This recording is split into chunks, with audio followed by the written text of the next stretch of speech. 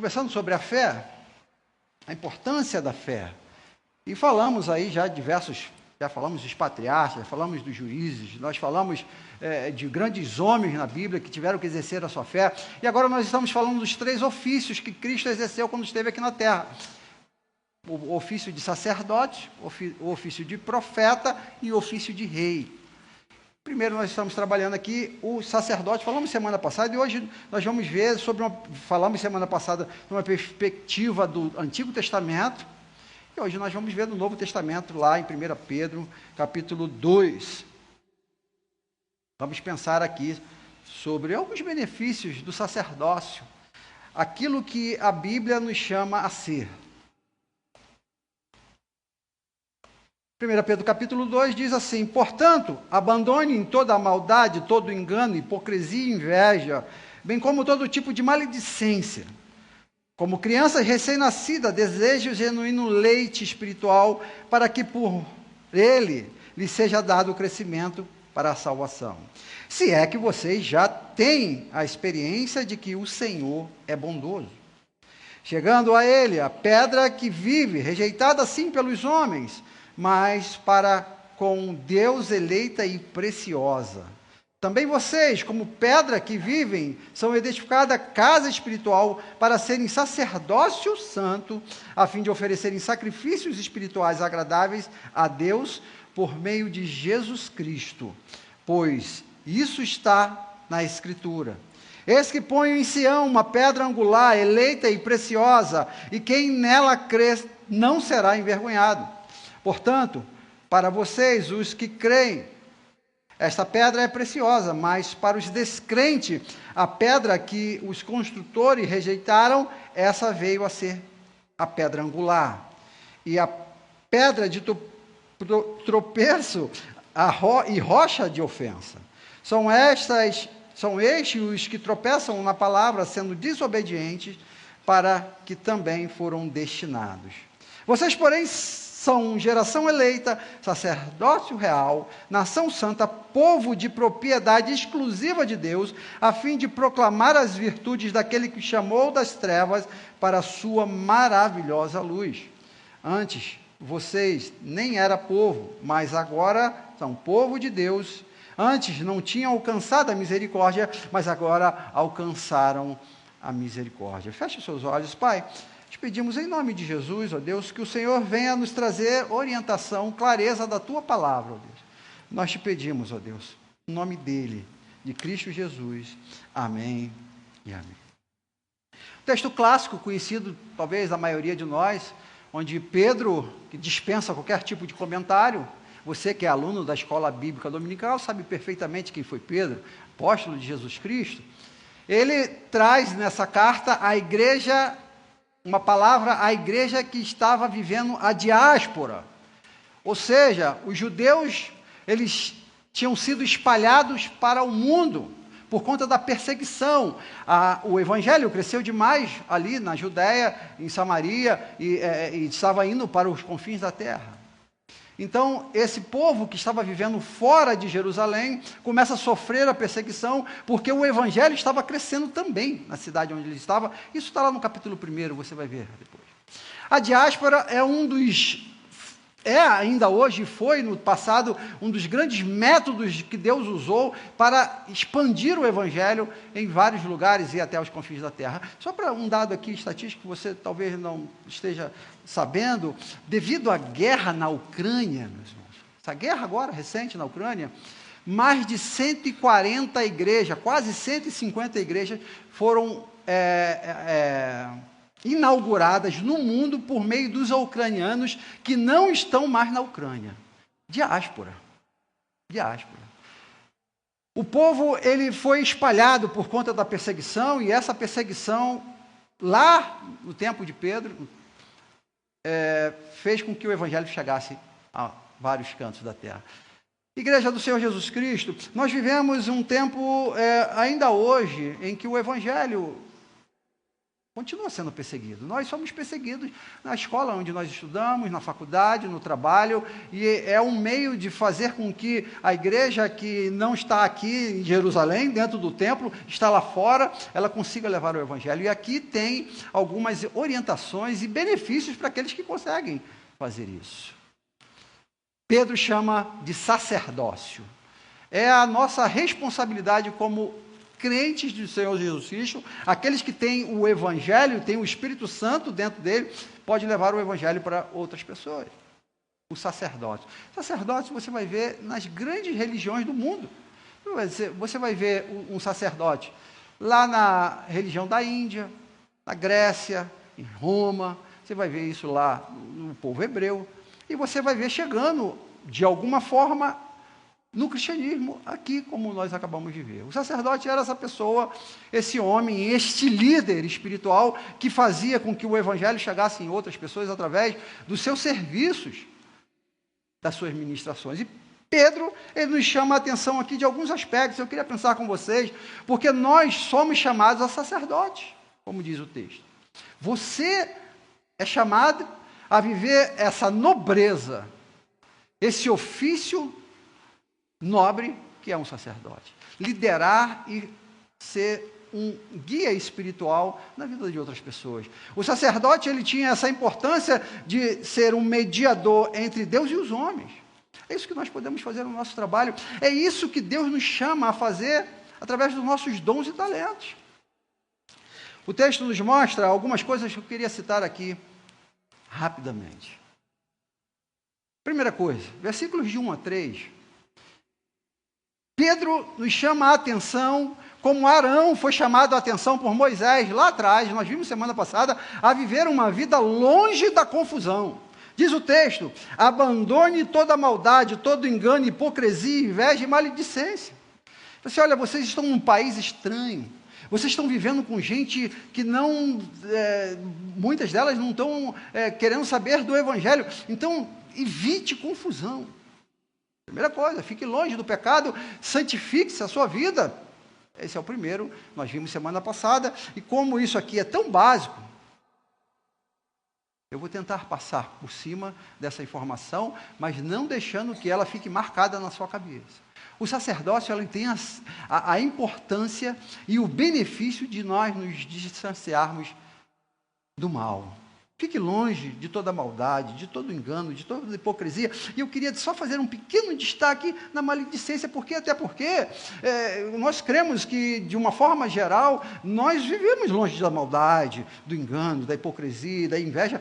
Mas se tem uma coisa que nos persegue, que Tiago fala isso, é uma tal de pelinha que tem dentro da nossa boca, pastor Marco. A língua é algo complicado, que o Tiago vai dizer, olha, a gente não consegue dominar. E ela tem nos colocado em tantas situações que, se a gente conseguir fugir, abandonar essa problemática, nós teremos uma vida muito melhor. Olha o que diz 1 Pedro, logo em seguida, capítulo 3, versículo 10. Pois aquele que quer amar a vida e ter dias felizes, refreie a língua do mal. Olha o que diz Tiago 3, 2. Se alguém não tropeçar no falar, é um indivíduo perfeito, capaz de refrear todo o seu corpo. Nós estamos cercados de pessoas que não comungam da mesma informação e não acreditam no mesmo Deus que nós cremos. Nós temos que ter cuidado, porque por muitas vezes, ou então em algumas vezes, a nossa boca, ela acaba sendo contra nós mesmos. Numa palavra não pensada, numa frase maldita, num pensamento externado por meio de uma frase preconceituosa, ter esse cuidado.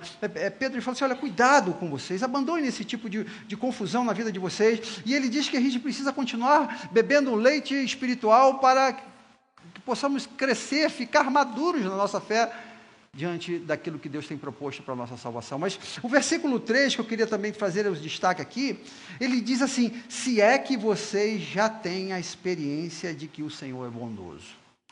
O sacerdócio, aquilo que Deus nos chama para desempenhar aqui, na liderança dentro da nossa casa, do nosso colégio, no nosso trabalho, onde pisar a planta dos nossos pés, sermos bênção na vida de pessoas, mediando a palavra de Deus, a presença de Deus entre Deus e os homens, isso deve ter um fundamento basilar, que é isso que Pedro traz aqui, se é que vocês já têm a experiência de que o Senhor é bondoso.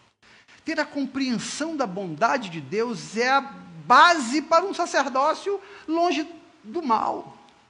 Porque se eu creio que Deus é esse Deus bondoso, por que eu vou me sujeitar e me meter com furada, confusões? Quando eu tenho a compreensão da bondade de Deus, eu busco uma vida de santidade, porque eu quero estar perto desse Deus. O texto nos mostra que Pedro faz essa pergunta, se é que você tem tido a experiência da bondade de Deus. E a pergunta que nos ecoou durante séculos e chega até nós, será que nós temos essa compreensão da bondade de Deus? Da bondade de Deus que nos guarda, que nos dá provisões diárias, a bondade de Deus que entregou o seu único filho para morrer por nós. Essa compreensão dessa bondade de Deus vai nortear, vai dar todo o direcionamento para uma vida de sacerdócio. Se eu sei que Deus é bom, eu quero levar essa mensagem da bondade de Deus para outras pessoas. Então, eu queria destacar aqui a primeira coisa desse texto, como benefício do sacerdócio universal, é uma vida longe da confusão, na compreensão da bondade de Deus pela nossa vida. Segunda coisa que esse texto nos mostra, desculpa que eu estou correndo um pouquinho, mas está dando para entender aí. Meu irmão falou comigo semana passada, pastor, você fala muito rápido. Eu vou falar um pouquinho mais devagar.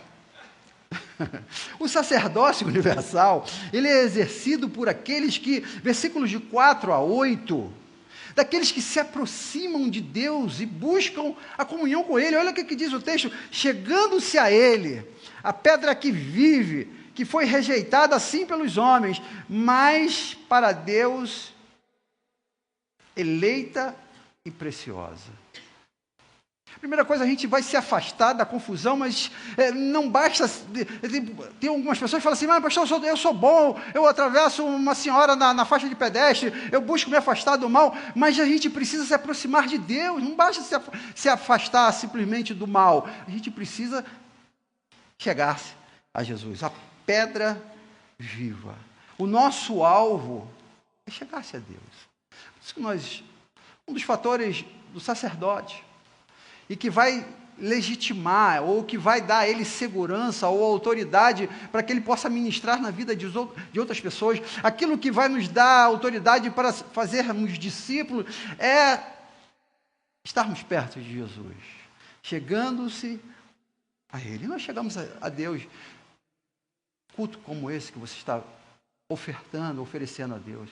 Nós chegamos diante de Jesus, por meio da leitura da palavra.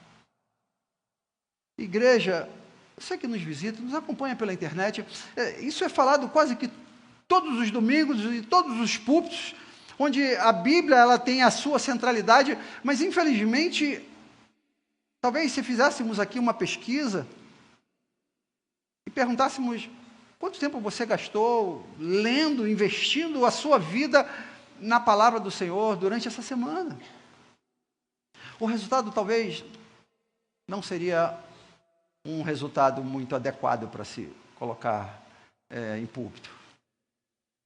Chegando-se a Ele por meio do conhecimento da palavra, chegando-se a Ele por meio da nossa oração. Nós tivemos aqui essa semana recarga, semana de oração, 5 horas da manhã. Que coisa linda ver aquele povo chegando 10 para as 5 ali, entrando, e o frio, e vai chegando um por um. Isso é chegar-se a Deus, buscando a Deus em oração. A terceira coisa que o texto nos mostra, versículo 5, de que quando nós nos separamos do pecado, quando nós buscamos nos aproximar de Jesus, algo acontece. Olha o que o texto diz: também vocês, como pedras que vivem, são edificados casa espiritual para serem sacerdotes santos, a fim de oferecerem sacrifícios espirituais agradáveis a Deus por meio de Cristo Jesus. Olha que coisa, eu me afasto do mal, fico longe da confusão, da fofoca, da maledicência, da inveja, do engano, da maldade, e começo a me aproximar de Jesus por meio de uma vida de devoção, e aí eu começo a me transformar igual a Ele. Também vocês, Pedro fala. Ou seja, nós vamos nos aproximando de Deus e nós vamos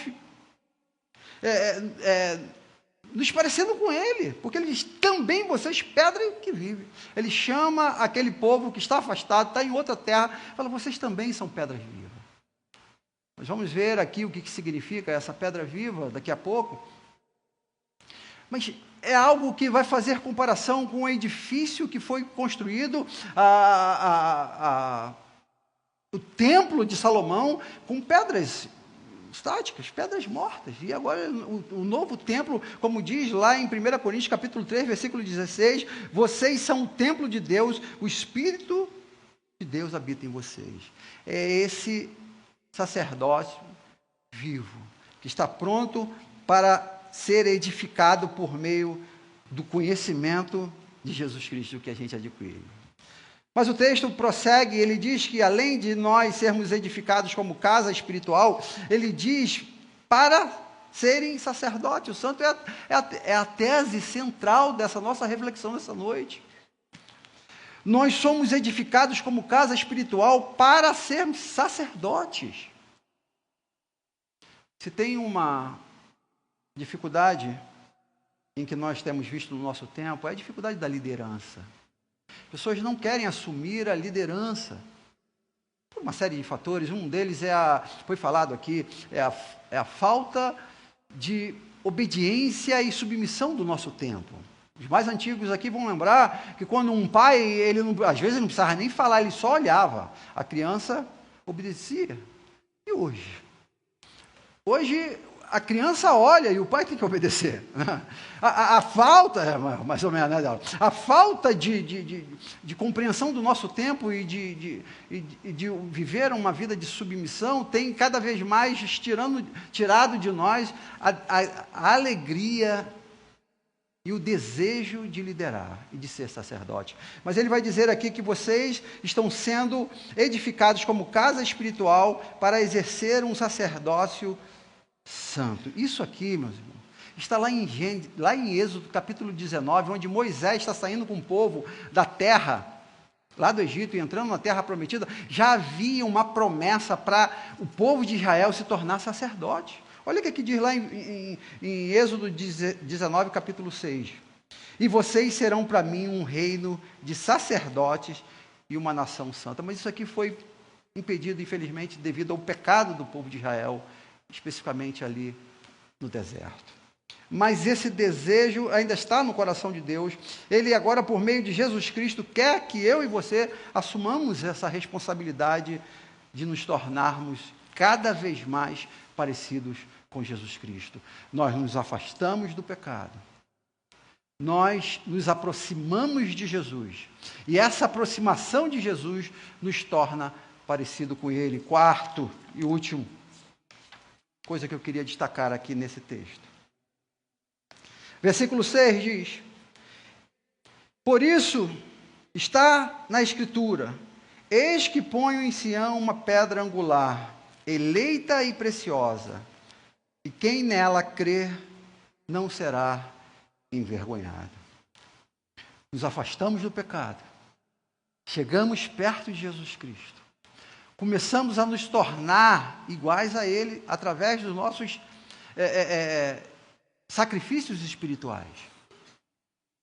Mas isso só, de fato, se concretiza quando nós verdadeiramente, de fato, cremos em Jesus.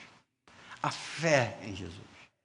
Algumas pessoas, alguns de nós, caminham, se afastam, buscam se afastar do pecado, tentam se aproximar de Jesus, venham para a igreja, começam a pegar o jeito de Jesus, a palavra, o linguajar, e às vezes tem até uma roupa de crente. Mas o diferencial está aqui no crer em Jesus. Porque quando nós cremos, nós verdadeiramente somos salvos. O sacerdote o exercício do sacerdócio é para aqueles que creem. Porque você viu no texto que existem alguns daqueles que não creram em Jesus Cristo. E aqui está o grande desafio para o final dos tempos. E cremos que nós estamos vivendo o final dos tempos. Jesus falou que, porventura, ele encontrará fé na terra quando voltar? Diante de tantas mentiras, diante de tanta incredulidade do nosso tempo, é preciso crer em Jesus Cristo. É preciso crer nas suas palavras e nas suas promessas. É preciso crer que nós fomos chamados a esse ministério e de que a responsabilidade daqueles que estão ao nosso redor é nossa. A responsabilidade de discipular e de ter os nossos sacrifícios espirituais, que o texto diz, é nossa. Mas essa responsabilidade ela só será desempenhada daqueles que creem. Creem nas promessas de Deus. Cantamos isso aqui hoje. Creem que a sua vida e a minha vida pode ser, de alguma forma, um diferencial para que aquela vida e aquela alma ela seja liberta do inferno. Porque o texto vai encerrar com essa informação. O texto vai nos dizer, versículos 9 e 10, diz: porque vocês, porém, são geração eleita, sacerdócio real, ele firma novamente, nação santa, povo de propriedade exclusiva de Deus. Que informação tremenda aqui.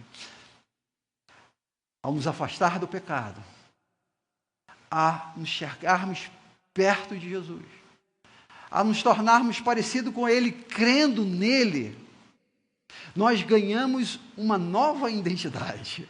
Aleluia. Você pode dizer glória a Deus, cara? Nós recebemos uma nova identidade que agora nós somos povo de Deus. Propriedade exclusiva dele. Você não pertence a seja lá o que for. Você não tem outros donos e nem outros deuses. Você é uma propriedade exclusiva de Deus. Que coisa maravilhosa. Essa é a sua identidade. Essa é a nossa identidade. E além de todo esse processo nos dar uma identidade como sacerdócio dele, ele deixa o nosso propósito, a fim de proclamar as virtudes daquele que os chamou das trevas, estávamos nas trevas, para a sua maravilhosa luz. Esse é o nosso papel de sacerdote. É para isso que Jesus veio à terra como a principal pedra, ou a pedra angular. A pedra angular, ela tinha uma responsabilidade, ou ela tinha a sua característica, e a sua principal característica, de sustentar toda a edificação. Esse é o simbolismo que o texto dá para Jesus, e depois Pedro, quando ele nos chama de pedras vivas. Nós temos a responsabilidade de dar a direção, a sustentação, aonde estiver a planta dos nossos pés. Nós temos a responsabilidade de, como pedra angular, recebendo essa influência de Jesus Cristo, por andar com Ele, por estar perto dEle, por crer nele, de darmos a direção a este mundo que está perdido. Igreja do Senhor Jesus Cristo. Essa responsabilidade é nossa. Nós somos chamados a exercer esse ministério de sacerdócio por meio dos dons que o Espírito Santo nos entregou no dia da nossa conversão. E a pergunta que eu te faço: em que nós temos gastado a nossa vida? Que?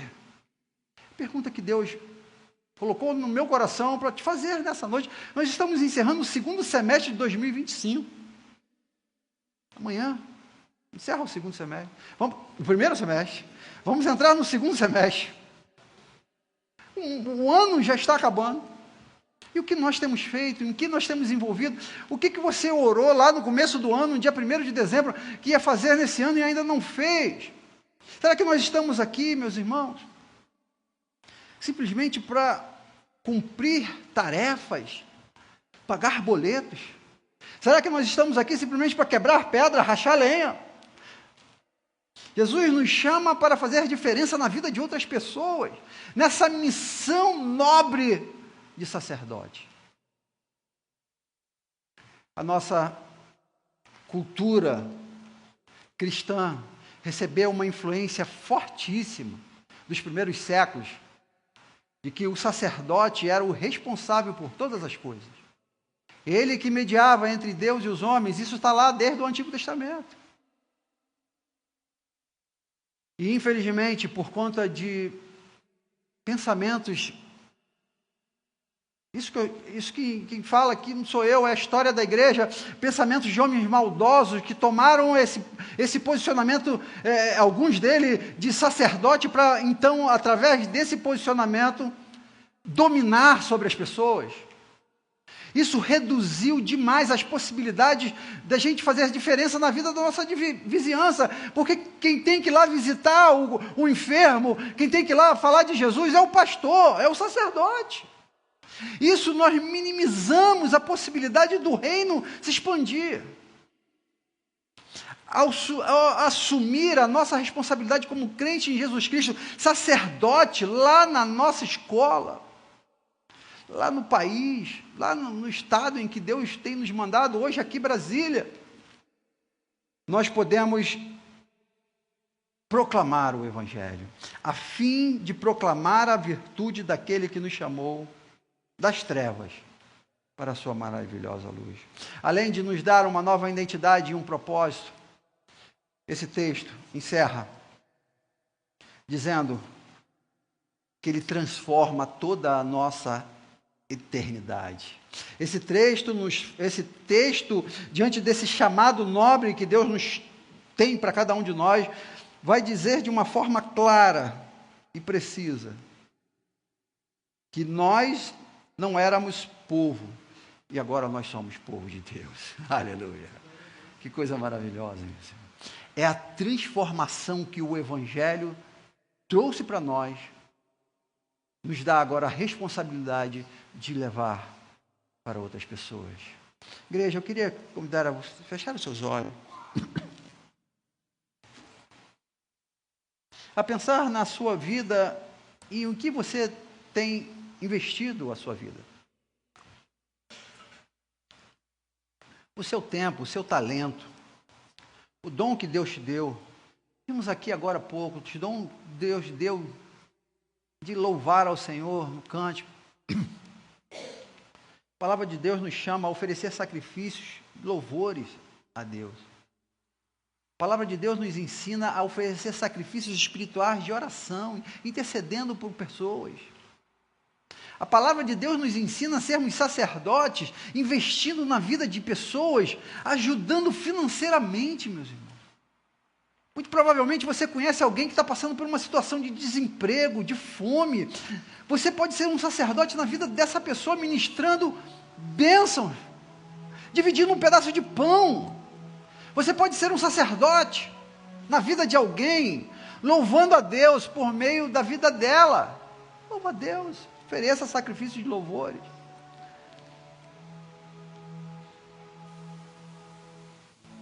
Somos chamados a um ministério nobre para transformar a vida das pessoas, de não povo para povo de Deus, para um dia todos nós, mais o seu vizinho, mais o seu parente, mais o seu amigo, vivermos eternamente ao lado do nosso Pai, nosso Deus Todo-Poderoso.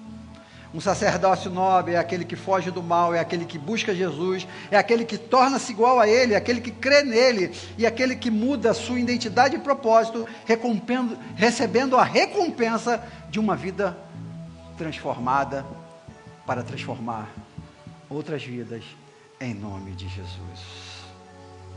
Pai, nós pedimos, ó Deus, que o Senhor nos faça por meio do Teu Espírito, ó Deus, entender, ó Deus, que nós temos um chamado, e esse chamado, ele precisa ser executado da melhor forma possível, em todos os lugares e em todo o tempo. Pregar a palavra, fazer discípulos, batizar em nome do Pai, do Filho e do Espírito Santo. Esta é a nossa geração, este é o nosso tempo, ó Pai. Nós te pedimos, ó Deus, levante uma geração, como foi o teu sonho lá em Êxodo capítulo 19, versículo 6, uma geração de sacerdotes, de um povo santo. Levante a partir desta igreja, a começar em mim, a começar em nós, em nome de Jesus. Amém e amém. Nós vamos